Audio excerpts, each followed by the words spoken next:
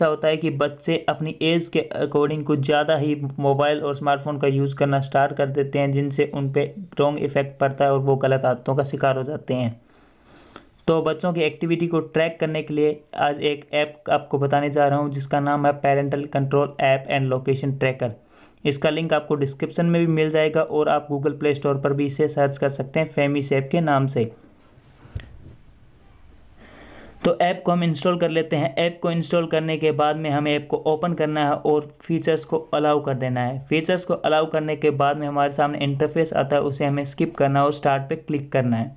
Start पे click करने के बाद हमें इस ऐप में साइन अप करना होगा, तो इससे हम अपना ईमेल आईडी लगाएंगे जिससे हम साइन अप कर सकें। तो पहले ईमेल आईडी डाल देते हैं।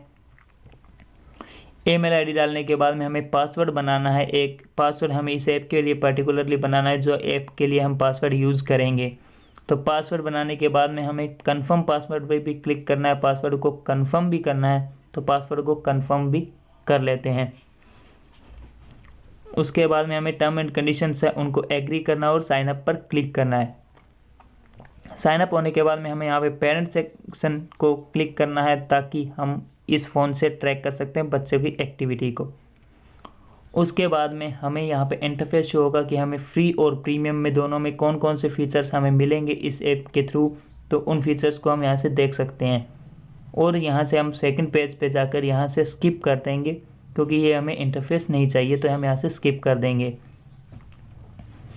स्किप करने के बाद में हमें यहाँ पे इस ऐप में हमने साइन अप कर लिया। अब हमें बच्चे की मोबाइल या स्मार्टफोन के अंदर हमें उस ऐप को इंस्टॉल करना है।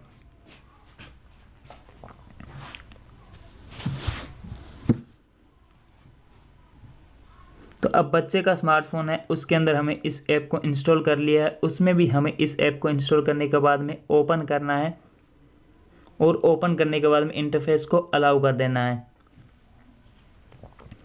अलाउ करने के बाद में स्टार्ट पर क्लिक करना है और वही सेम इंटरफेस होगा, लेकिन इसके अंदर हमें लॉगिन करना है उसी यूज़र नेम और आईडी पासवर्ड से जो हमने पेरेंट स्मार्टफोन के अंदर बनाया था। तो यहाँ से हम इसमें लॉगिन कर लेंगे। लॉगिन में यूज़र नेम डालने के बाद में हमें अपना पासवर्ड डालना है जो हमने बनाया था, और वो पासवर्ड डालेंगे। पासवर्ड के बाद में हम टर्म एंड कंडीशन को अप्लाई करके लॉगिन बटन पर क्लिक कर देंगे। लॉगिन बटन पर क्लिक करने के बाद में हमारे सामने सेम इंटरफेस आ जाएगा जो उस फ़ोन में आया था, और हमें इसमें किड सेलेक्ट करना है। किड सेलेक्ट करने के बाद में हमें वही जो फीचर्स और प्रीमियम फीचर्स है उनको स्किप करना है। उसके बाद में नेम सेट करना है, बच्चे का नाम डाल देना है। तो यहाँ पे बच्चे का नाम मैं डाल देता हूँ राज। उसके बाद में हमें बच्चे की एज सेलेक्ट करनी है कि एज क्या है, तो बच्चे की एज यहाँ पे सेलेक्ट कर देंगे। उसके बाद में नेक्स्ट पर क्लिक करेंगे। फिर आते हैं कुछ ऑप्शन जिन्हें हमें परमिशन देनी होती है हमारे डिवाइस को रीड करने की, जो हमारे डिवाइस को रीड करके उसके बाद में इस सेटअप को लोकेशन ट्रैक करने की परमिशन देता है एक स्मार्टफोन से दूसरे स्मार्टफोन पे। जो हमारे फाइल शॉप के है, जहाँ पे हमारे पास ऑप्शन आते हैं डिवाइस एक्सेसिबिलिटी में, हमें अनेबल करते जाना है और उन्हें हम डिवाइस से परमिशन ग्रांट करते हैं। उसके बाद में हमारे पास ऑप्शन आता है कि यूजेज एक्सेस को हमें फाइल सेव को करना है, हमने परमिशन दिया। नेक्स्ट ऑप्शन पर आता है हमारे पास में, तो उसे हम फाइल सेव को डेवलपर ऑप्शन में जाके उसे भी एक्सेस दे देंगे, अलाउ कर देंगे। नेक्स्ट ऑप्शन आएगा, उसके बाद फाइल सेव को कैप्चा कोड आएगा, उस कैप्चा कोड को हमें एंटर कर देना है और उसको अलाउ करके परमिशन दे देनी है। उसके बाद में एक्टिवेट कर देना है। एक्टिवेट करने के बाद में हमें ग्रांट करना है और ग्रांट पे क्लिक करते ही हमारा एक्सेस हो जाएगा फ़ोन हमारे पेरेंट स्मार्टफोन अकाउंट से। पेरेंट स्मार्टफोन अकाउंट से हमारा फ़ोन एक्सेस होने के बाद में इस फ़ोन से हमें कुछ नहीं करना है, इस फ़ोन को हमें रख देना है। फिर हम वापस अब उसी स्मार्टफोन में जाएंगे जो पेरेंट अकाउंट का स्मार्टफोन था। उसी स्मार्टफोन पर जाके हम इंटरफेस ओपन करेंगे तो स्मार्टफोन में ये इंटरफेस आना स्टार्ट हो जाएगा, जिससे हम पिन सेट कर सकते हैं। तो फिलहाल के लिए हमें पिन सेट नहीं करना है, तो इसलिए मैं नोट नाउ कर दूंगा। और कभी फ्यूचर सेट करना चाहते आप ऐप में जाके कर सकते हैं, ऐप सेटिंग के अंदर। उसके बाद में नोट नाउ करने के बाद में हमारे पास इंटरफेस आता है home, features, notifications and account का। तो हम फीचर्स में जाएंगे जहाँ पे हमें सारे फीचर्स मिल जाएंगे।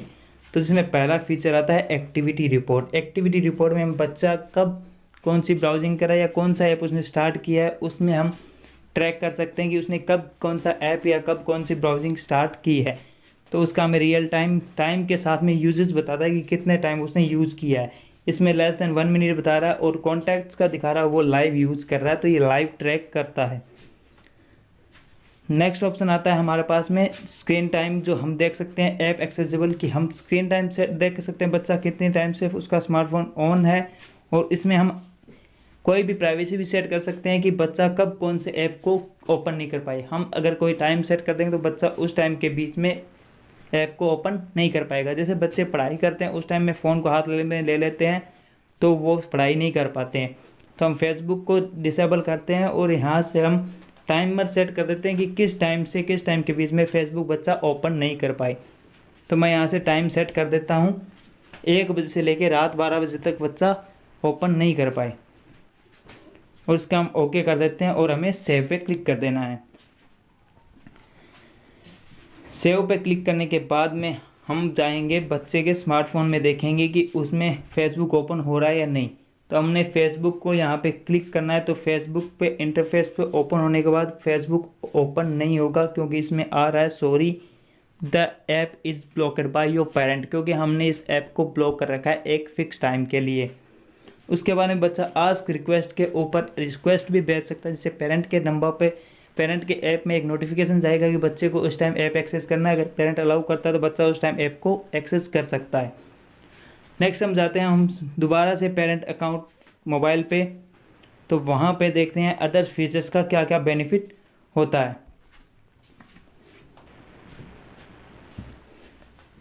यहाँ पे हमने फेसबुक को वापस से अनेबल कर दिया है ताकि स्टार्ट कर पाए। उसके बाद में आता है वेब फिल्टर का ऑप्शन। वेब फिल्टर के अंदर ये सारे ऑप्शंस आते हैं जहाँ पे कौन कौन से कंटेंट, जैसे कि बच्चे एडल्ट कंटेंट्स वगैरह कुछ अगर यूज़ करना चाहे तो हम उनको वहाँ से डिसेबल कर सकते हैं, वो ओपन नहीं। ये जैसे कि मैं यहाँ से शॉपिंग का डिसेबल कर देता हूँ, तो बच्चा अगर कोई भी फ्लिपकार्ट अमेजन की वेबसाइट शॉपिंग की वेबसाइट ओपन करेगा तो वो उसके फ़ोन में ओपन नहीं हो पाएगी।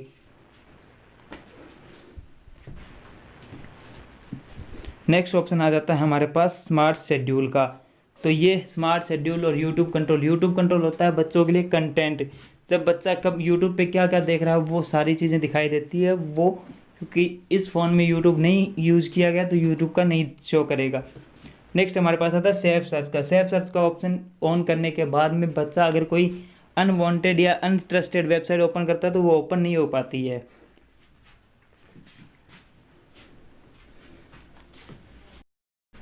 नेक्स्ट ऑप्शन हमारे पास आता है रियल टाइम लोकेशन का। रियल टाइम लोकेशन में बच्चे की लोकेशन, रियल टाइम लोकेशन क्या है और उसके बैटरी परसेंटेज क्या है सब हमें शो कर जाएगा।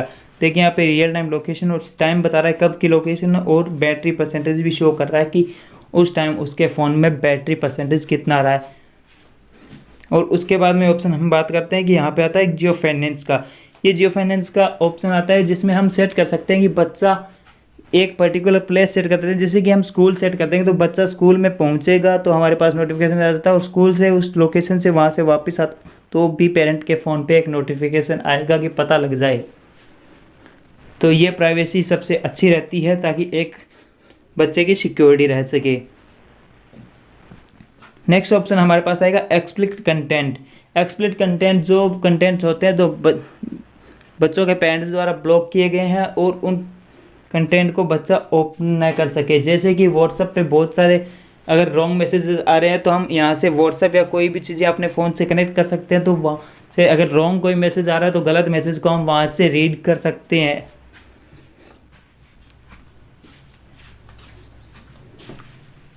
उसके बाद में हमारे पास बहुत सारे ऑप्शंस हैं जिसमें यहाँ पे नोटिसेस भी है, जिसमें नोटिफिकेशंस आते हैं कि कब कौन सी एक्टिविटी हो रही है, बच्चा क्या एक्टिविटी कर रहा है, वो सारे नोटिफिकेशंस यहाँ पे हमारे पास में शो होते हैं। नेक्स्ट ऑप्शन है माई किड्स डिवाइसेस।